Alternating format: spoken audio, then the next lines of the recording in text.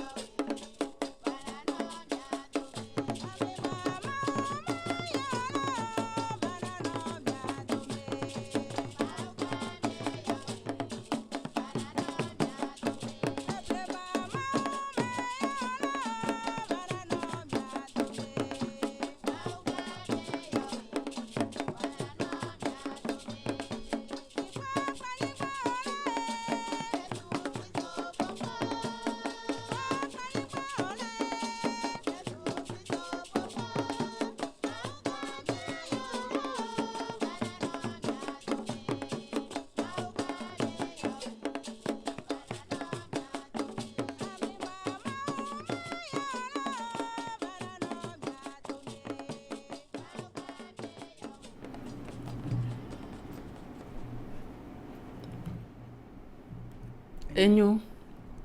mide akpena miapeto Yesu Kristo eye matomon pokpo yadi madogbena miadometo de siade le tepe kemile kpomi soa miadogbena miadometo de siade maugan le yirami kaka l'autre ya mi gavado mi va do mi agbo eye mi ho Maître Sirlakim Nano ele mi ado mevo ma de kukuna mi be mi o de kagba kudum eye mi ado wezone Maître ya wezon lo kaka ni to ema mi soda leke mi agbo ale do mi agbo to la mi sia me fonyo de no ça va le Yesu ta mili kango akpe kaka mili akpe kaka ejo dinambo be mi fonyere eye mi longba va do mi agbo troya le Yesu ta akpe kaka enyu le gamiata mi la yedi voa hafi ma sogbena Maître ma de kukuna nya domito de sia de be mi anonzon eye mi aso big bakudo feu sigbele kenyin tomwe ni mi aten notenu ale ba fiko gome kona miwa mi ava yo Maître ni mi ato senu gome nyere akpena nya dometo de sia de nya ben gome siseta ma sogbena Maître igavado iva enyi kudo no vinyo mi le toji mi sogbe ne nya kela no mi asina mi gbea ni mi aten ase enyo akpa mi dakpene mi apoto Yesu Kristo amen yo le voix meta mi bava lo otro ya lo akpe eya mo bu machina mo di agbere po sia yo dakpene apoto Yesu le novi nyope agbeta novio akpe na apoto le mi amagbeta abio to gbobe me kafi mi lo exemple nkeke yo asime agbleme sukulu fikake zemi dia kuto pe novi pastor yo nu ntu me sia me pola potoro na yin bakple mi lo amen sia yo akpe de koye ma agblobe tepe dia me vava etone kado jinu de sileke po me glone ko na aye kado jinu ma ye me globe unionism be mi agbetowa enya deka wo na mi lo ana magba ye jia le nyati unionisme ya me yi choyo na me vaya me datem alo tanya de li kena to asi décryptage de Dieu sur la fin des temps. Néné. Nous déconnons maoula depuis le gamin de nous, yanto globe gamin de l'iné, gamin makpata pour nous bois. Ou y'en a dit que qui a moment nous, y a oulande depuis tout gomme de jamais, y a déjà trop de noix à tout. Y a décrypté, y a secret à l'ONU et que oulama y a crypté, y a un décryptage. Et il y a colonou le noidi, ni à Sofian, t'as n'y a un mauvais bon, soyez ma. Madame, nuit de bain, novio. Nous, il n'a pour le temps qu'au boula, un terme n'y a de Kenya. Mais on me dit là, bon, à de Kenya, seulement, il y a un mot scientifique, il y a une téléologie divine. N'a pas eu nene ma yo nyati téléologie mo wa nde ka de ligne na erati ne mi me ve pon ya ti de la bible mo mi bon ba yo wa no mo ne mi me yo no no ka mi aso fo no fo donc temps me ke ma u blodade ya temps ma pata to game ko bloko be to game ka va na game ye manu so so yo na be téléologie nyati ma ko mi apota pe atara fo no fo ko le un entier. Ne me tourne au point comme il y a le scientifique. Oh, yes, moi, il y a science et je mythe de ma mythologie, des médias vraiment. Donc, téléologie divine pour nous le temps menti, la fin des temps. Gamade comme Maoulo, depuis que nous oisons. Il y a une téléologie pour nous pour le phénomène. Nous, nous, raison apophtégmatique. La raison apophtégmatique. Yema apophtégma. Yenya nous déconnons maouchoula d'aller le nouveau manquea. Donc ya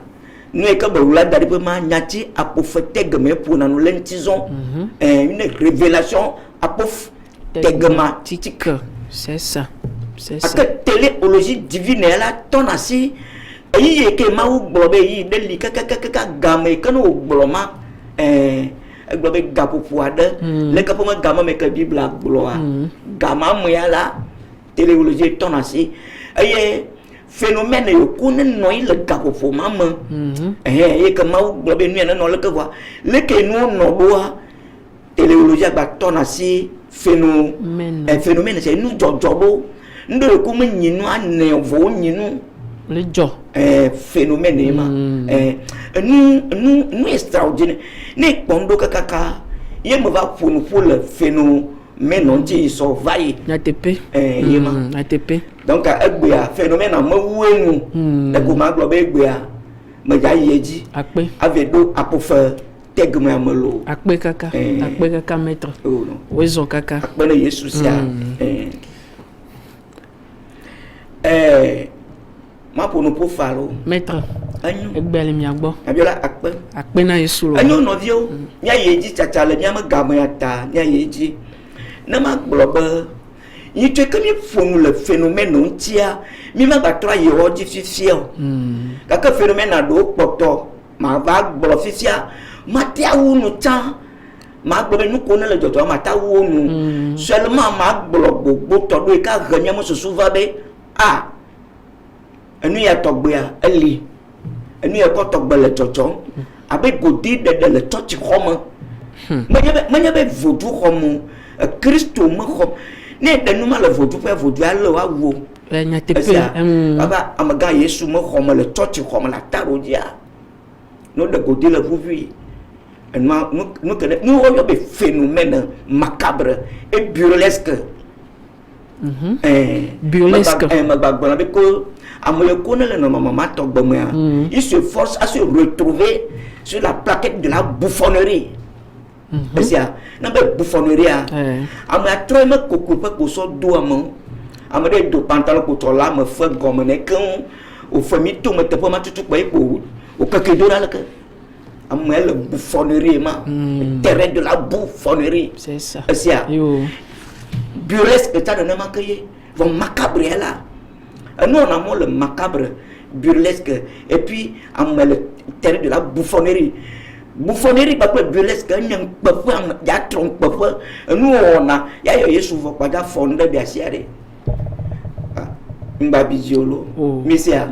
Madula vraiment Amadela n'a défendre la situation ma nous me n'y a pas vu génération que même devant une fille vieux commis badia de vioa de quoi la forme beaucoup d'assez avant de dire le toi tu crois moi pas possible nous quand il bonne ne m'a to beva on ma donc il y a pour nous pour anti sia mo téléologie toi c'est ma ou ma gamme ko le bible là moi on va gamme dans to ko de ce là non c'est faux sia nous le burlesque mais que no globe na be mo globe amen to ko chama susu boa mais le macabre le burlesque même le macabre ça nous m'avait bon moi et recours d'aller pour sia nous mais j'ai ma globe de non vi pasteur do comment ayant nous faut pas dodo sia nous me va tiens mon le camela ti seulement comme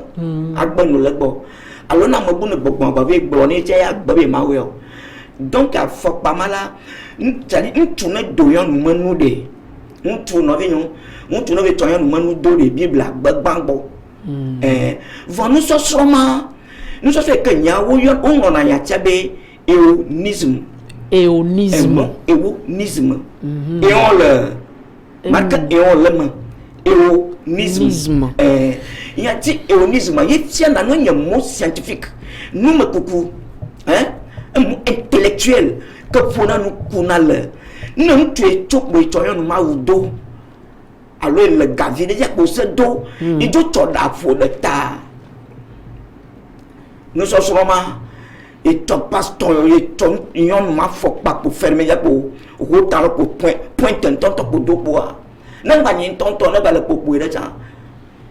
nous sommes ni il nous sommes il mot scientifique c'est-à-dire un mot scientifique propre qui fait l'étude dans ce domaine qui il mi yobe éonisme na mi globa il y a tiens le bible moi c'est faux mais il y a erreur de mon nom il y a un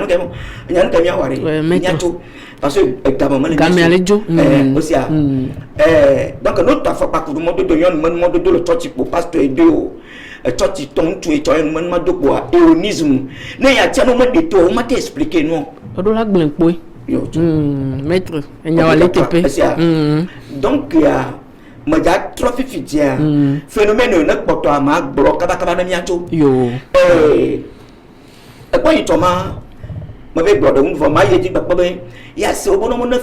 no to no chaleluma asia no veto quoi madrema c'est-à-dire traverser sept quartiers différents alumi ye kweda no no faut pas de cas comment patama ne faut pas le comme que parce que il le nyama après me la mak bomon asia no me di afunufu manya nous voler je va me blanc nuit do boy asia manya be nous voler nuit seulement me bon ya nuit do na mi ayi hu no ba mi popo no mo asia kwi ku pogo de pleur nous ka futa ko to mo mi ko no mo phénomène macabre burlesque l'individu se force à être sur la plaquette de la bouffonnerie et là c'est un avis c'est-à-dire on commande que trop ko so do amon là son va vient au gouvernement be soin na j'arrive au gouvernement pas vient bientôt c'est maître so y donc pas le quoi madrem nous a faut pas madra quoi dit là ni le ko ga ba faut pas quoi dit là ma no le wa bon il a tombé mal. Ok, il y a toi c'est pour l'hémologie. Pour l'hémologie. Pour les torrentiels apparenti. Il m'a bien enseigné bien là. Maître. Babidio. Mais pas dans une gamme à ta maga. Mais pas dans ma bien avec quoi là. Abidia. Oh maître, dis bibi malio. On est bidine avec toi, on est bon, tu peux pas ça, badi va tout le monde avec pas. Asia. Yo maître. Tout le bidine. Toi doit y en avoir un cas, sniper. Oh, on a lunette, on le tatata. Tatata. Ni le subit à 3 km à moi, le chien au port, mais d'abord, à l'union, pata. Quelqu'un. Si quelqu'un toi tout. Il me bien une tombe de ou journal à tout la yamia. agbetɔ ma gbeme tuto na le woyue be etu yemen ka yemen littérature entendement littéraire boa etu na lo fusière enu le me grona enu le me vovovo ekwa mama wa amemo yon le sia yon la me kama de force sensation va de idéologie force idéologique yebe de tozon bo de tout que toucher sia tu me la yamo le non amemo le ta rafi aba on totea amadu la tote yen to aba le yen to me kan bolo tu ba to amento elo sia être ingénieur dans cette fabrication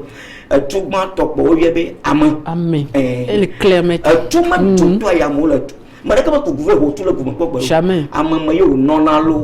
et on en a même pas ma dernière invention tonalo le fiereke tu ya ka bolele ma ende bolona ne yi su ko ne be doctoral ni ada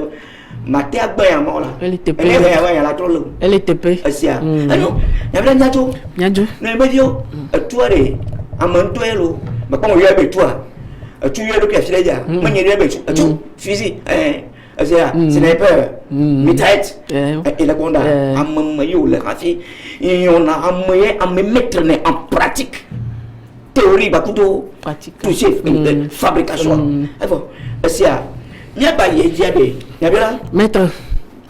nang ba fa maître mi pompo fa no me nyele kristo ya nang ba ho akpe la que no vient ba to ba ga bio fi da pe yo me bio ba bi di aussi oh maître mi yon de pe de rapsi asia a pe de rapsi no me bon mo ba wu na no be te ba cho iku e den bone pe fi chuku de na ma a ya ga da ri asia na me yon ka mi yo be pédération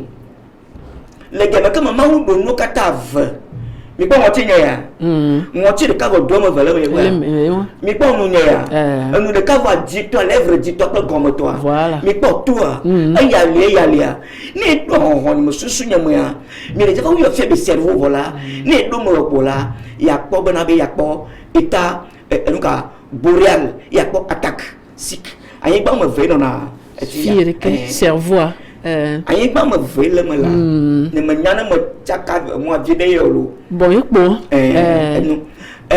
nous que ma golema ma ou do no kata go ko do ntu voa abi ya o yo no anye pere ntone mi va tourner c'est trop donc pédération do ko ona gomo de ne le sia ama beto no ma yon le me pédération to fu la me be do mai va dong won ba amatua ne ponovio ne nyintu ne ponovio ntu ayira no drozo c'est le que yon to da nya ntu na pédération nous ko phénomène macabre burlesque et l'individu se fasse se retrouver sur la plaquette de la bouffonnerie ya yema le que tato le jabera bobé ya ko tu la jarbi mi ku me ka o nyano ila chema enu nya atotelo sia nya mo boto de to ta nya to ba yo nya le que nya no itelo la ko le ja so gre sia ne yo mo bono to ba na mi ha fi mi ma te to mo bon te peut mettre anu notamment boloma c'est pédération o de ma de kware de ma kan tu ho de le asia an tu agbaka ma chichi an tu le chi kata quoi avec le devient survivre faire ses 12 ans aso dans le roman alors mais le to nya seigneur répéter on to anu no wa on tu ko agbaka ma chichi ko kawo ko chi dari ba le devient bébé vie nous souviens pour oui via da homo ya be va le don le si ko anu ma la va to avec nya to tenuma anu ma nya no ite no am nyu me no nya c'est sûr nya no ite ma ko ka de voir ma de bu vire le nya na nya no ite ba na nya no ite evo vinye jawe kwa alo nye jawe ku viu alo unpe we ku viu a bara nya no tenu malo nya ti pédération mo comme ma ça une tu ko pa va le bébé vire ko enu ya no de vie de 12 ans de pa global ye nya mo ko donc ma ka yon ntu ma no te me gble sugbɔ tsakpa me gble vi ɖe kpɔ via to ete Yo maître. nu burlesque nu macabre esia Bouffonnerie yedzia ma yedzia gblɔ be mi yɔ nu ɖe be uranisme nu ke mi yɔ be uranisme gɛmɛ ke ŋutsu ku ŋutsu wòadzo kpɔkpɔ ŋutsu mia ŋutsu xoxoxo kpoa kafla ne nɔvi ɖe le kpe ke nyi ŋutsu kpɔkpɔ ya gblɔm le kpoa ne le nɔnɔme ma me kpoa anɔ kpɔe wo ŋutsu gbe to kpoa kpo ma akpɔ nyɔnuvi fanyi ɖe le ke ayi ke ma ɖo nua ɖo gblɔ be nyɔnu gbe ko ŋutsu ne nyɔnu ne va nye kpe ɖe ŋutɔ ne ŋutsu ŋutsua ne Biblia gblɔ ma yɔ se lo ke nya ya gblɔ le dɔme ve ne sɔdza alo dɔme ve ne pastor be fada ɖe be nu katã ne me gblɔ ma ne dzo mɔdzi ne ɖi to kpɔe maître nya bela fi na mo ke da koe le topo ye kpɔa de tso gaka gbe ɖe gbe kpo yehowa mawu de ye wòɖo ŋutsu kpɔ nyɔnu kpo va wɔ ɖe eŋuti be ne nye mekpe ɖe ŋutɔ o míatɔ gble dzi míaɖa mea esrɔ̃e nye Eva esia ɖeko wo mo le nɔnɔme ɖe me ko wodze agɔ le mawu dzi enu ɖe dzɔ ɖe ma tɔgbe gake mía viwo be mi va le kuku ɖe ne mawu ko etsɔ ke mi lo sia donc mía fiɔ mɔ amewo ale bena be pasteur menyi mía fiɔ mɔ ame kpɔtɔe mi míato mía fiɔ nu mía ɖokui le be nɔnɔme ɖe me be afɔnu ne dzɔ ne mi esia donc uranisme ya uranisme woyɔna nea ŋutsu ku ŋutsu kpo woadɔ emlɔ afi ɖe fifia nya le ko gblɔ ya ma ɖo nyawo ŋunyɔ mía tɔte enua evɔ mirɔte enuma mele te fo ne gbɔgbɔ egbe ne gbɔgbɔ flo ye menye Yesu gblɔ ya ma o maître nua kpe bɔ fifi lo o c'est faux mele te fo la nyanye babu ŋutsu míate ado eva amla afi ɖe ko ŋutsu akpatata krito bɔ fufu takle nyanye babu ŋutsu kle même ne ŋutsu ne ɖa nu leke ne ma ke de nume ma ɖoa esese o sese esese nyawo esia tɔnye kpo la te ɖa nu ne tɔnye kpɔ be yeme dzi ya esi pinɔ ɖe ne ma ɖa dze kume vi ɖe ma ɖoe me xɔ ŋutsu ɖe ya be nu la ma se fo non ma ye dzia de lesbienne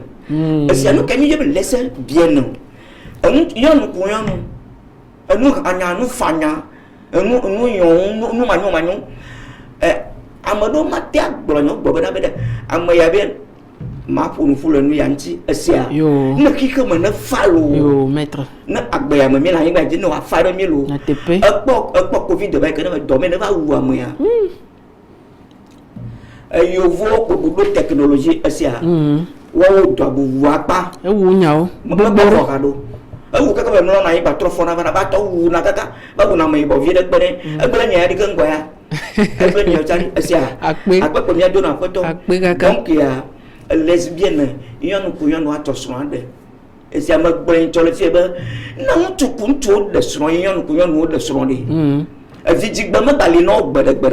o ne gɛmɛ na amewo me wo nyia ne gɛmɛ koko ku vɔ na amewo ma asi ɖeke wo ku yewo kpɔtɔ ame ɖeka ɖe enɔ teƒe no ku gbe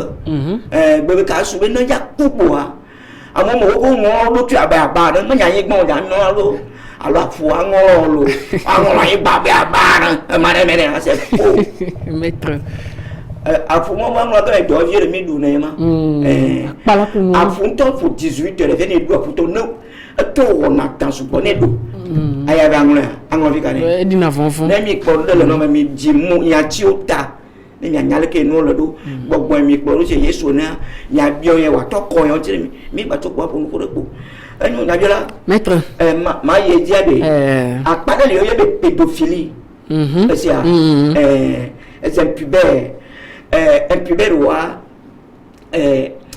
ɖevi ɖe le ko ne le fifia esia ɖevia me tsi o kpoa ŋutsu me ya gbe le susu me ne alo nyɔnu me ya le susu me ne fifi actuellement fi ke mi le nuƒoƒo ya sukulu ɖe me nya leke ya eye ɖevi koko kpo ƒodo ya ɖevia ɖo 13 ans 14 ans efu keke ti vɔ va le sukulu anyi enyo pɛpɛpɛ be ete dza gbagba kaka ke fɔ sukulu nyɔ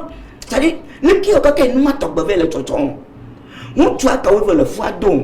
eye leke ɖevi yɔ be no ka tutu dzɔ kaka enua le yiyi nenema o miato ma wɔme ko fu o enye leke tɔgbea ɖe esia maître ma ƒo nuƒo enyo esia akpe enu nye kpo nyɔnu anyi gbagbea mau to ne na ma do be mo ndo ba kwi esia enu ma to ba ma nyolo victoire na se fe ka gbom vignola na se fe ka gbom yebe ma gbo be ko to de bi mi ogbere gbe vaire e ko ta to la ku galile ka kwa gba no le ko po be ma galiwa ku no lo you so bien le ka garu ma ko flaton aso dal galia ji no ya be jami ni e gbo mo le yare afima ya esia wa ebia ka ni manyana ke gamamalio wa bizi ko kile kwa bizi fulo de fishi ko to fulo ko to le sukulu yi oh non wala tout le monde nous paye ici beaucoup de science propre de la moralité très forte mais nous avons défendre situation anyayema ici manyolo mi ti de vimo mi diwa modo e jimi yo chambe mi diamo mo vo de viola befo adwa ya babalo ici donc nya bonya anu le bonyema si a de vimo pola wado c'est-à-dire il y a des plaquettes propres en science. C'est non mais quand nous y a pas yo ni bin ni on a la bamana la tout tu comment surtout le pastorium to le pastorium tout bon c'est à tout fa d'abord oui la moralité en théologie c'est à moralité religieuse donc le pasteur de cas à le fa d'arkaboa le bateau bon à moins 10 000. Autant tu nous l'as dit, le bon fait le gars, moins 5 000. 10 000, 7 000, 8 000. Ni bon, on a dit, mais, faut défendre la vie de la de l'église. Oui. Donc, nous, le bon, il y a un malo. Ne doit joie, au dinabois, Paul de la main. Jésus-Christ a joigné au dos. C'est une société de Christ, la société de Christ, société chrétienne. Que y a il y a bon de tout le monde. Fille, comment fait le n'a pas moi? Elle a saisi via Doli. Elle est non vioni. C'est ça. Mais il m'a tenu pour faire pour Baro. Via quoi non via pour minia. Faut lui même déjà défendre et me tester. Un naïe malo. Un niato donc à pédophilie. Un maman là est pour lui. Et ni des bébés vieux que quand le fou fort le pas d'homme. C'est ça. Un na ma de be manyu wa vie bunti po me me manyu wa vie bunti po nda bunti po be na zan do via kenyu kwa ve mo na bia do ku be de anyu alo manyu ma bonya manyu lo ya bia maître yema asia yo anu ma gbo ga bona be no be to Lévitique na vie mi to Lévitique nyana ma obe Mose ma bala enelia belania c'est ok Lévitique tongo anyu vous avez le top tam wini pourquoi mandre ko ibla befo c'est-à-dire Lévitique 18 verset 7 à 24 c'est ça Lévitique 18 verset 7 à 24 nem ya ko be de mawu gbeme enu egbeme la mawu gbenu lo gbenu be ma gbla alolo no be ma blema enu ma nem ya be tronso mi kle gba kwa ya ko e gbeme lo nous yo maître le coucouare donc verset à me fidien verset de attirer attention ma terre le fa et verset 24 et le français mais ne vous souillez par aucune de ces choses car c'est par toutes ces choses que se sont souillées les nations que je vais chasser devant vous. À quoi moment verset 24 là tout non na yekle ma we ma le ko na be mi ato tito mi gba wo mo de ko asia na ma to to na senua ntu ko de gba ta be no tele church man ko be le dira video na ma wo de ama mo we ve to na be de vi souvi mo ko na so be faut être de flou mais ma ya kiki amato ni wo no ma le vodu pa vodu la le nya wo mi to ya ka ble ma toi tu vois moi SCA nous accrochons d'autres là il pas de fidèle mais phénomène le premier phénomène macabre et burlesque SCA je retrouve toujours sur la plaquette de la bouffonnerie comment c'est quoi liberté de la religion amaka maman si c'est quand même de toi me va gomme lieu banaba nous me yona la me va me dire quand me de quand me donc il y a la ton ya boya liberté de la religion va boire. À mon côté de la toi tu comment? Parce que liberté de la religion. Où tu gagba da toi tu comme quand boire. Et il y a madame sur là, madame dit que tu veux dire le là tiens. Il y a eu pas dans la gagba pas coucher le coco table sur le blanc. Ma on mal fini tu. Ma bon. Parce que coupe la yébe vient donner ne va couper le cadre non. Ma on mal fini tu. Ou via va noyer la taro moyen voit na taro pas la taro ko pasteur coucher coco table ne. Mais n'a pas ma fou. Et c'est moi là va parler. Mais c'est il faut quelqu'un, un individu qui va défendre ces situations. Dans le verset 24 Nyamo mi yo yimon kwa mi gba onu ma togbo mi gba fu ye nya do mi gba suye kunu ma no yo be suye ma yimedi mi gba onu ma asia abere mi gba yo aye amoyo ko ye le jan yan lan ko bani mi ya do mi fiazo amoyo ko ye le ja tutura ya to mi obi da to mo no nya dala nya ji ni nya fu na yin gba ji to atu ayin gba mo no asia ye me se do wa lu ni no to ayin gba mo no aba o ma gba no ma nya ya mo da bo ma aba lori ayin gba ji be aba o ma gba no o ma gba tu aba o no wa na bi to e to de nya ma ke ni anu ni mo na anu mo ra ke nya ti fu asia donc ya mo le ko ya ya lan ko na mi wa we na no ma to be mi o mi gba we o lo mi jo non mi fiana nya o mi fiana o bolo le verset de mi verset mo ga 1 Corinthiens 14 verset 33 asia 1 Corinthiens 14 verset 33 o ba que Dieu n'est pas un Dieu de désordre na tepe Dieu n'est pas un Dieu désordonné n'est pas un Dieu de désordre asia ben ya ma woni ma kuna dodo be ma we tu ya bira maître asiare le gamme vide de na signale fiari ma bongo asia miato gamme chanjo donc à nous comme boire vivre phénomène de comportement on lisant ayo comme à toi c'est quand boema asia mi yo be phénomène macabre lo nous le burlesque ya ko do ku le nous on a des tenen étiquette la bon non yon de no wa une étiquette de la bouffonnerie bouffonnerie ko bifere ko burlesque ko ni gomme de délai je be trop ko quoi sodo amolo et ça me pas yo mo de ya be na be ironisme ya et nen tout temps ma ou le dodo ma ka to ko mo to na dodo le asia wana me de be ba ti anu e ko ba bo be amon to ma dang de bia afok pa que le toti to pastor ti to dunia me pointe ce doigt du ya kanya Togo ya se bena be un pasteur togolais c'est un pasteur togolais du ka yo Togo yo na ma pe na mu nyo na nia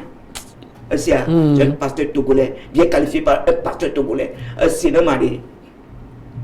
na ma ba ya ma de action si bena bo be wa we ma ena me na mo ba do to na pour du pasteur donc il y a un mi veti bouffonnerie même mi le burlesque mi trop ko passer donc to ya dia no anyo no vi mi gba no do no mozo sia e ko ko fo no mi trop vérifier gbogbo mi analyser gbogbo mi toto mi philosophie mi toto philosophie terrible de mi état psychique ni mi analyse psychologique psychique ba mi akala nu kene le magro kwa mi ba we sia akpe kaka ay maga da fuvire na mi le woto ya akpe akpe melio nya da kwa Yesu Kristo da ko ye magba to fifi je ya anyo na emevio malejai ta bula je na mayiya de ma adan da sia vitu kwide nu kai ma da sia me maleja ponu kule yeah ma globa a fait de temps que Bible gloire manya temps ni a ko fia le ko ya ma ka ma wo gloire ma yi ko mi le ka et c'est là Dieu va dire Jésus Christ ya yi ko mi ka na fi mi le ya dodo ma ko mi agbo na be un temps de Dieu donc la téléologie c'est na nous kuna le anti théologie to pour nous kuna le phénomène Menuti. Asia. Azole. Gema kena fe tama de do nuwa. Me wa dari boya. Yele ni mémoire. Mémoire maman est féminine. Asia une mémoire divine. Ou yene bi le mémoire. Manya la. Asia. Ne ka kuma mémoire a. Yene mawo do kata ko comme do ba. Fika ba enu to le. Voade. Ala ma mo gbeto e kemi nyami bono barado ogbeta. Nu mo le ni phénomène. Donc mémoire a de ma ko de di le ja de kiki am a de mi pata to le moya. Mémoire mo yobe cause première. Asia, wo yo mémoire le ke mo de di ja de nu to le mémoire ni on de ba je ko le fait ko do mo moi. Ya ka blelo. Science me wa. Ebe? Na yi ba ma do mémoire mata na bouger o. Asia, na fu ma do mémoire mata bouger o. Donc ya mémoire ma yo de no kata tole. Anya be nu gbegbo de ba na ko nye phénomène macabre. Presque wa. Ne ba ne ya ba 3D ma mémoire to vagon et de caché. Ne me yo be secrétissime de Dieu, le secret le plus participe du monde. Il est content. Mais comment c'est créé? Jamais vu sur la mi me quoi porter mi c'est ya donc ya mi le ja a to fait nos mémoire mémoire mi a eu be ni mémoire mi le ke ka ba di to dari fi ban rapide ba do ki ma ania mi eu be cause première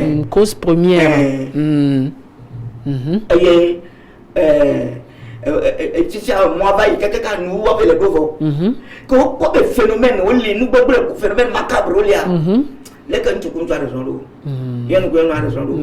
amene ke ni to ta ko be vira ta ko be ra be ni son ma ni yon no mutu de fou maître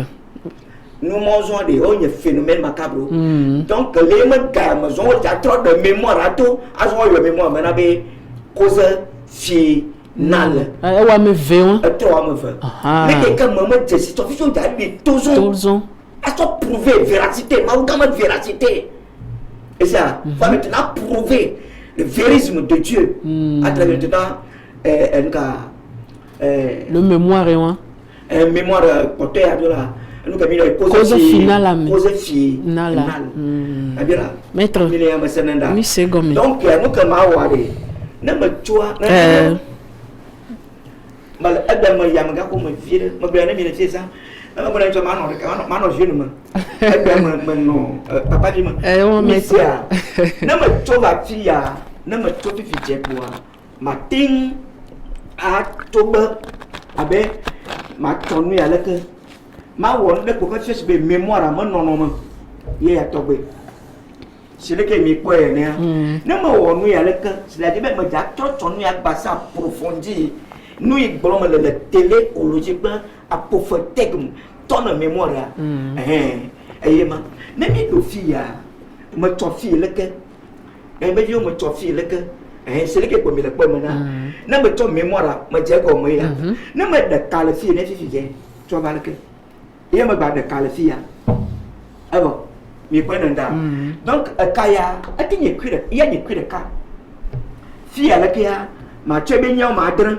si bébé les que mi to na no ma dran le to che ko ma so na no no ma dran mo yo ne be na de enye fotu da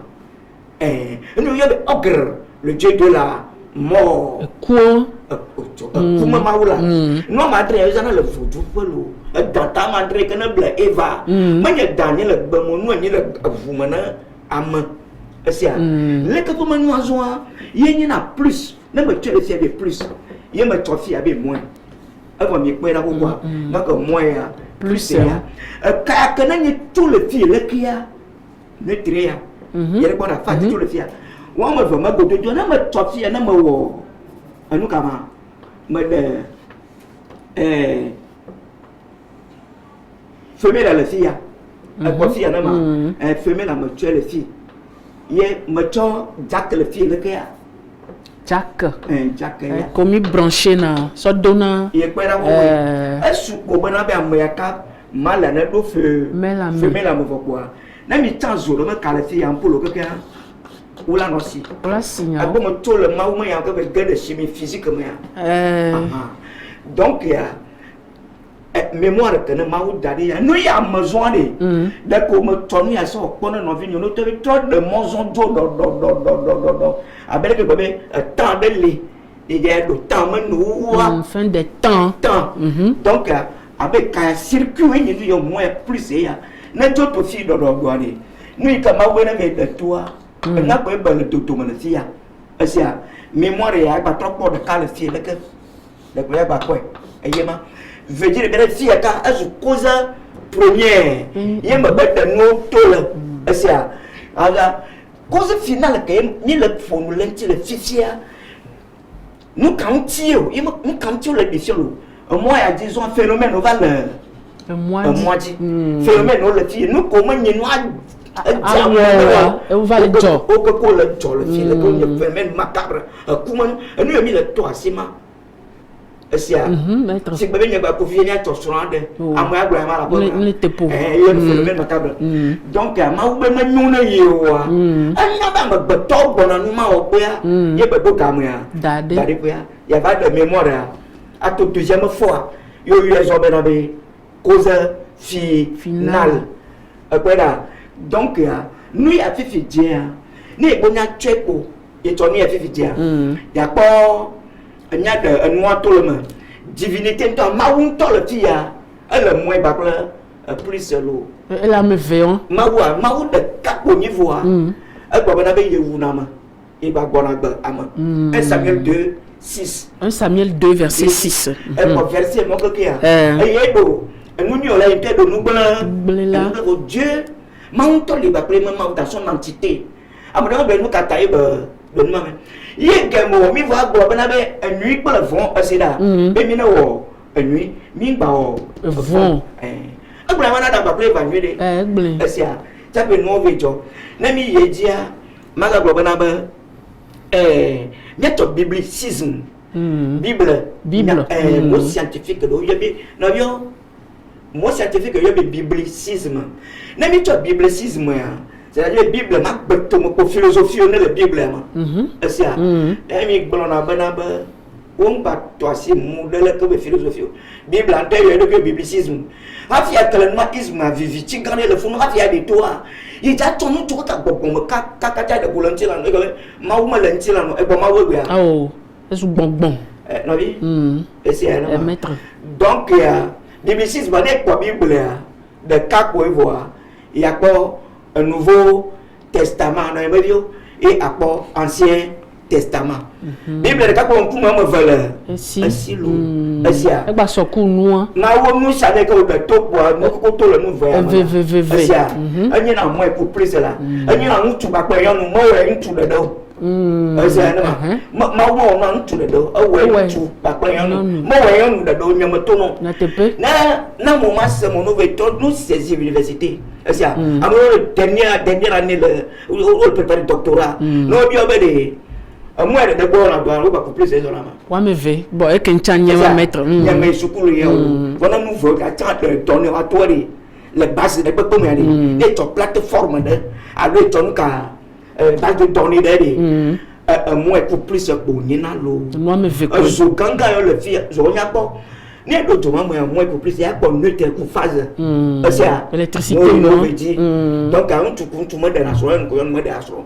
mi avant ni a quoi avoir pas moins ba ne ko la TP c'est maître nyole TP que surtout nous vont là haut nous le bois pas à 3 joints c'est akpe ba ye dia de maître ma toi c'est médecine viticule yo bien vu ko do na wo ya to la bia do na nya ne do ko na ne ve ba to mo vous me croirez il y a déjà globule blanc ya c'est il y a globule rouge donc ne peut pas non do le maou surtout le nya mo le maou yoma nya to ya ta na mo lo ne do fia le médecine fifi je pas beton vous moi globule nous ko non na dollar me quoi le japo nous ka vous carrière nous nya me ko na voix moi ria ya po etia esia ria il na dia da ben ba blanc en ba blanc nous sukulu yo soro na le tibe le globule blanc défend l'organisme il est na rouge ben ba blanc il est à scène là ya bien Donc mau do menua moins ku plus esia neutre ku phase no lema yeta no konya yaka esia no ba chom de to gba mi no de zomolo ntuku madara gbere ya yomo ya o mo le fi fa mo ya lo sia no oduema mi agba ye je mi apo nka le métabolisme esia dokito be domaine que le dokito mo que métabolisme ya non yo dio ne ya ko métabolisme ya ko globule blanc elena globule rouge ko ben ba blanc no tani do nu ma mo so so ma ya ko métabolisme ya ko mu ka catabolisme li et anabolisme esia globule rouge ma nu blefa que ni na catabolisme a catalyser nous blanc ya blona be anaboli zene ta ekwera alebe non ba blo c'est un métabolisme le conduit quoi il y a catabolisme nous blana nous le que nous blana do ati anabolisme e wa me ve nene ma do no de ve nous glama ta untu madana estro mi avo ne mi vele vidi mo ko mi avo esia ne anyo fifia nyano mi awa mo yobo wa de kokoa ama nyaba na be mbe do fu yo ndebele nu go ma fire ko avago ma ko ma de ke mazio akwe pa adapter vida dalia awo no ati jivito avatoma sia ne mi to ma aji atoa evo no do no te ma no ko ito ma no bonde le yeto amelo maître oto da sia mo dare maître pasteur sine ndame donc après l'électricité m'a mis pour neutre ba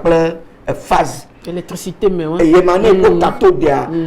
les anode nanayelo sine nda wa me veke wa me vala to ya ka gba mi le ma ne ve do ati o mu dumare ati le pepe kenelia ye lo kamane boa ya po racine pivotante que de que ganto yini na moya tu as po annexe nyama yisukulu vo na madu agronomie mayare me ta analyser atio ata ncha ne meta fe formule mais yo be sur un poesia o da sia ndela sukulu de mi ga gbo yere cours élémentaire 1 asia do wa mi siba ya fona ka de ta mi tona na ka tora kable ya ple akuti arta ko direfi tabe tola ke pete ma sokla e tiare ko wo mo sukulu mai wo ma wo miano asia donc yema atiode kamev asia ni po racine pivotante quoi ye supporter na dio le ni annexe asia maga gbo belega ne mi jozoa emi ve do nya po nous ka psychisme nous ka mi ye psychisme caractère aden amamade adede la masibe woni ngba avant et ma ou bobé ya o mi gbo avant ne ezo me ma po nu ma po fon la ya mo le ko un on avou mona amalo ma o be mi o nu mi gba o avant lo esia donc un peu ne jo le fief fi jere mi velo no kamia justice ya kweda ijapo se te poema na me yo set up ni justice ne do fun ko ya po be procureur ko ni na made ke na talfuna esia procureur un na fun après président boa et ça procureur le funa o nye sema modole ke yesida afi ya po sept magistrat le sept magistrat mo bonne benaba moment mo sama attaquer ayin ban amade akpon yin ban amade akwatio do créature ko to sept créature quoi o que ko va s'ajuster na sept magistrat et sept magistrat ok amandrema dans le procureur la nyina de cas on a fille là ça veut dire et voilà amanyina sept magistrat le fieka mais ça me dit ne ma yi funu po manye vo manye me bi po me ça me le fia khona me da khona yi ba ma ya amere khona ti me ya amere khona me ya zu me ya amere khona ti me do khona e ko ke bele da amere tuna nyamaya procureur hein il est que belle nous kenna le procureur de Kamelevé on adore il doit ko ba tona ya e ko ke ma wudu no wa donc yare ne ki kamio o yo mi be nya vetra ki ke mo do mi ngba to afo lo ki ke mo mo gboro na be de video le dua mo fifi tia o to ko o determine ma mo le mi o to kon de ma o woni dua manku de ma ko ponya be pastor mo nya a ja ko lo be ja nya mo ya ma lia ko be den de il senda dama subo mo scientifique que si on a nous qu'on a le dame nous disons une ophiologie on a né dans dit que torti que son on a des mots on l'a tué ben nous tonton ma donc me le tepolo au genou macabre lo là maître regardez le nuit à ma nyanu pour ma officiel ma jaga kama jihad ka maître rajiha esia yo anuma ne ko mi anto me ko nu veka banya victoire wa ye ba nu ka Yesu Kristo no ayo goma be satana asia nene malema tane bia zoma na ma yido ki omo wa ndo na fofu na no ndo pa ko foji Kristo man ko bakla nyambo ko do hin asia donc ma bia to no vi ogboba ma una na yin bako yo do mi to nya ta ba nya te mo lo yo sia yo ye disons nous ka akula ma vado lide wonye nturo ma vo nya kolon asia amerika ba sera o mayan amerika ba sera o mayan nous ka amada kali o yo na be adubaya o yo na ne asia mereka na dobaya kple vegua anu ka oyana ne ma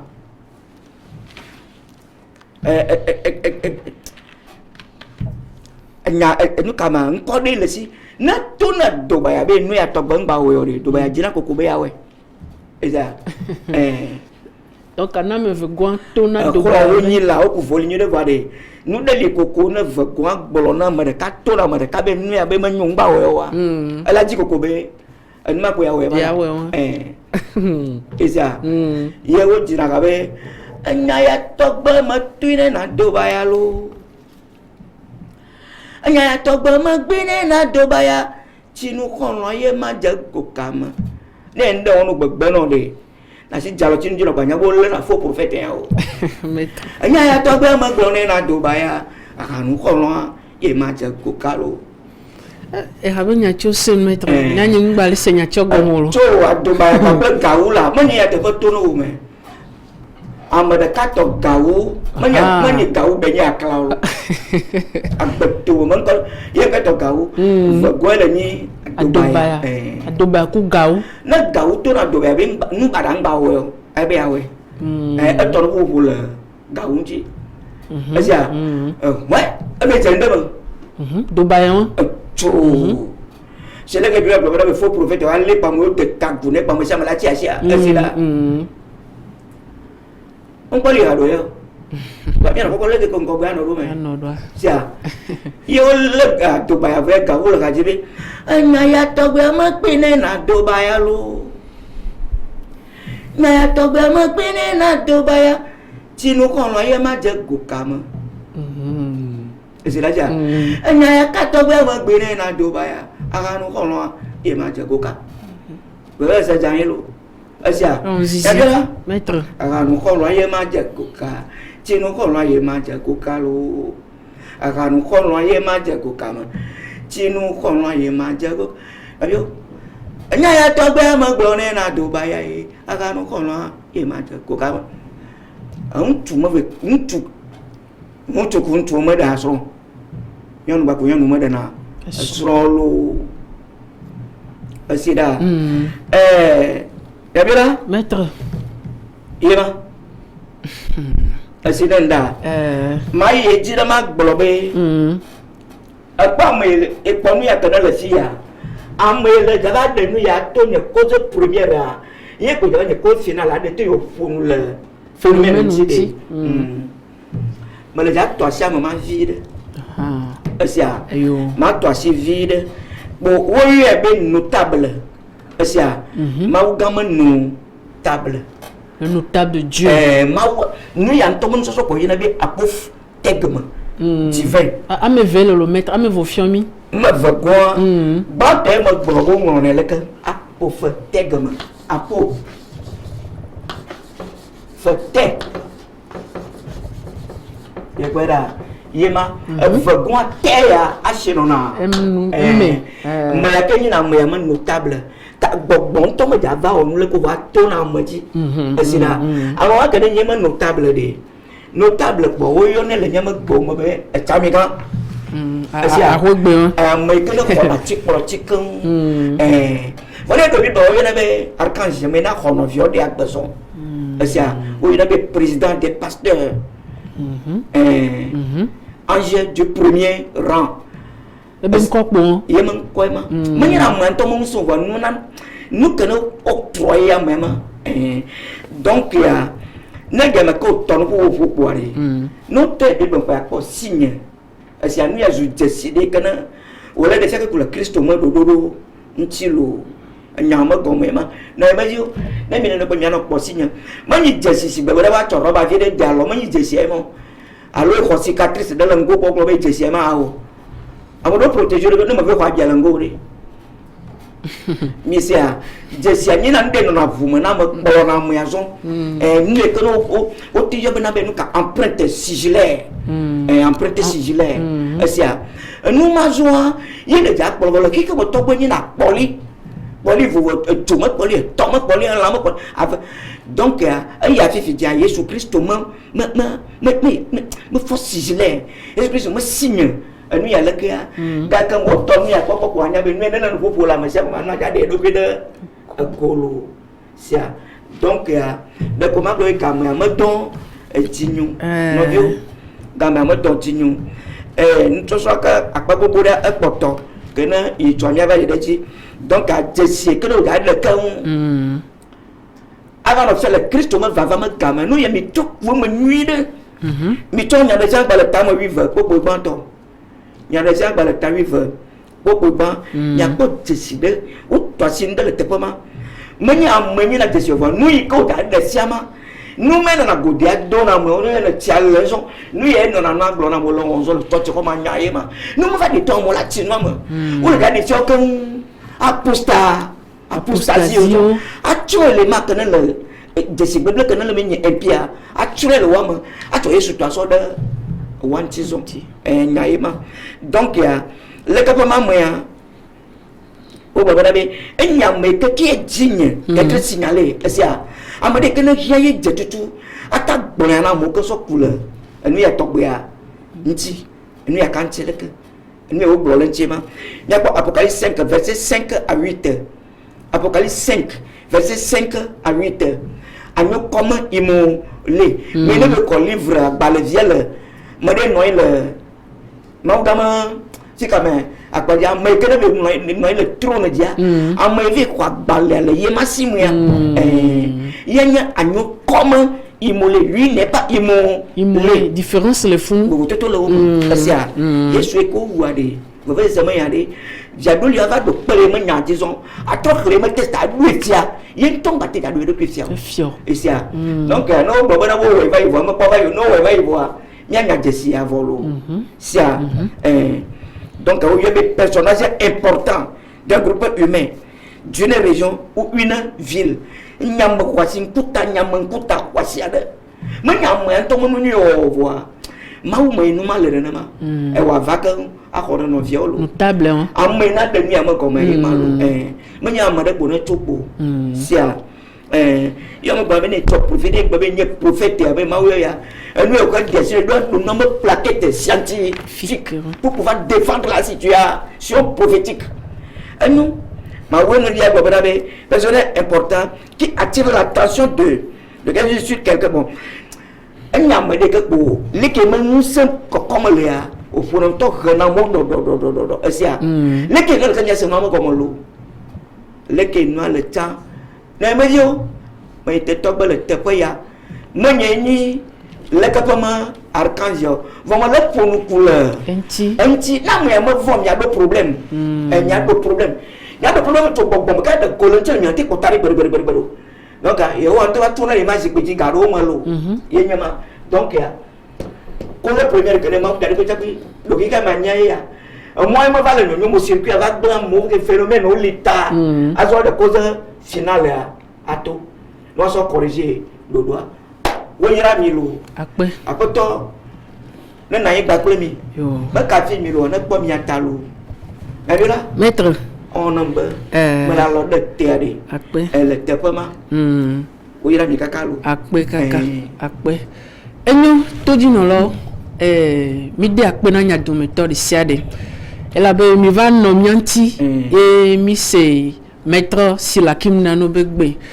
va nyento nya gbogbo budon ou maître nous sont au tito viri akpe na mi kaka ne mi be mia dogo ko maître Silakim Nano alo mia gba ho nukume kuku vire mia pour Canada Mbaya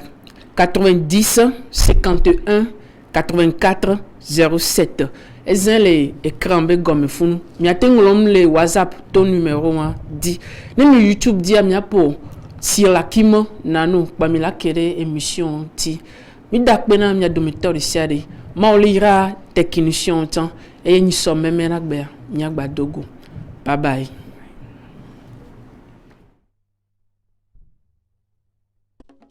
Retrouvez-nous dans l'interview de l'unionisme chaque samedi à partir de 17h30 avec notre invité, Maître Pasteur Silakim Nano.